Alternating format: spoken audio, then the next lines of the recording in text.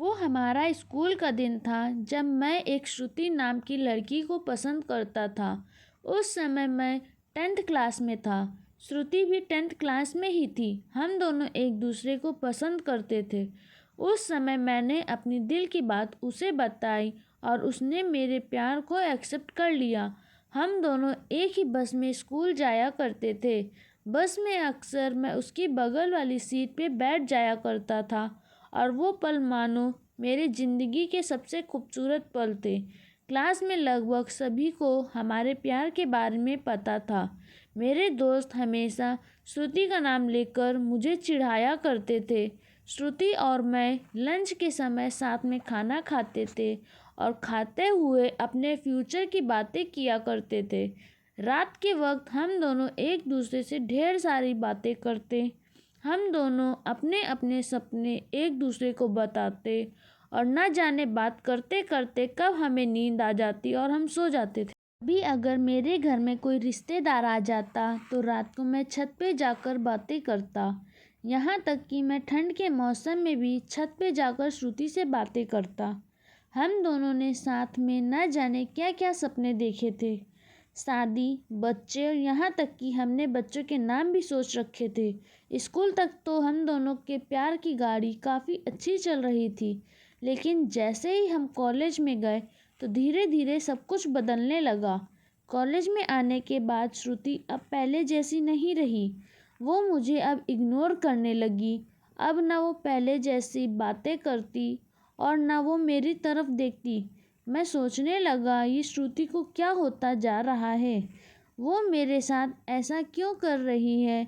एक दिन श्रुति के एक फ्रेंड से मैंने पूछा, देखो ना, श्रुति अब मुझसे पहले जैसी बातें नहीं करती, वो अब मुझे इग्नोर करने लगी है। उसकी फ्रेंड ने मुझे बताया कि श्रुति को मैंने कॉलेज में अभय नाम के लड़के से अक्सर बातें करते हुए देखती हूँ। शायद मुझे लगता है श्रुति उसे पसंद करती है। उसकी फ्रेंड की बातों को सुनकर मेरी दिल की धड़कनें बढ़ने लगी। मेरा दिमाग कह रहा था कि श्रुति ऐसा कैसे कर सकती है, लेकिन दिल कह रहा था कि नहीं, श्रुति ऐसा नहीं कर सकती। मेरी आंखें नम होने लगी। मैंने अपने आंसुओं को रोका, लेकिन तब भी मैं अंदर से रोने लगा।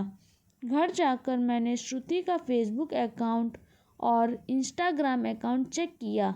मैंने देखा कि श्रुति ने अभय को फॉलो किया हुआ है और उसकी फ़ोटो पे लाइक और दिल वाले इमोजी का कमेंट भी था।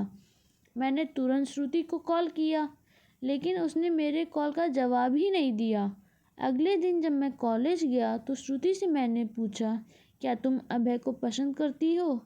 श्रुति, ये तुम क्या बोल रहे हो? मैं जो पूछ रहा हूँ उसका जवाब दो। क्या तुम अभय को पसंद करती हो, हाँ या ना?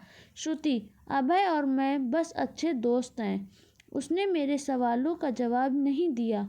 मुझे समझ नहीं आ रहा था कि मैं क्या करूं। मैं अब काफ़ी चिड़चिड़ा हो गया था और छोटी छोटी बातों पे नाराज़ हो जाया करता था। श्रुति अब पहले जैसी नहीं रही, वो अब बिल्कुल बदल चुकी थी।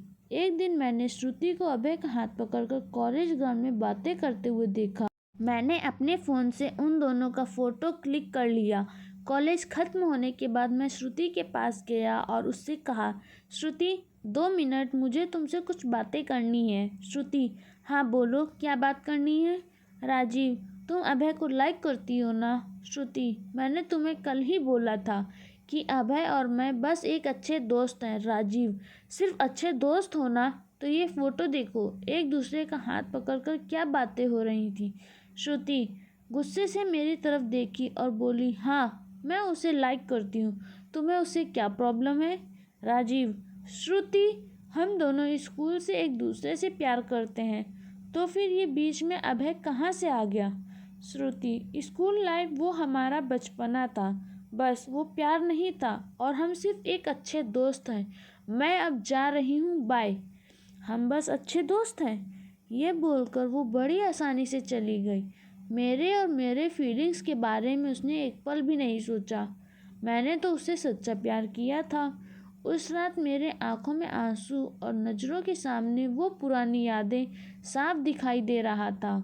उसकी पुरानी फ़ोटो को देखकर मैं बस रोता रहा। मुझे कुछ भी खाने पीने का मन नहीं कर रहा था। मेरी भूख प्यास सब मर चुकी थी। मैं बीमार पड़ गया। मेरी तबीयत पूरी तरह खराब हो गई।